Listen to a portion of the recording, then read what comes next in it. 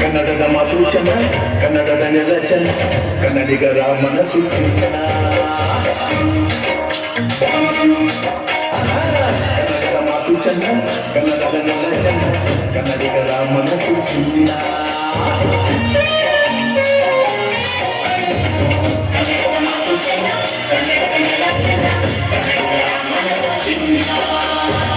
ಇಂಥ ಗುರಿಯಲ್ಲಿ ನನ್ನ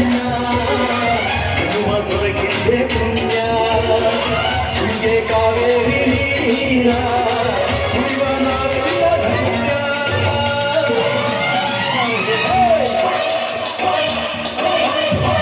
ಕನ್ನಡದ ಮಾತು ಚೆನ್ನ, ಕನ್ನಡದ ನೆಲ ಚೆನ್ನ, ಕನ್ನಡಿಗರ ಮನಸ್ಸು ಚಿನ್ನ.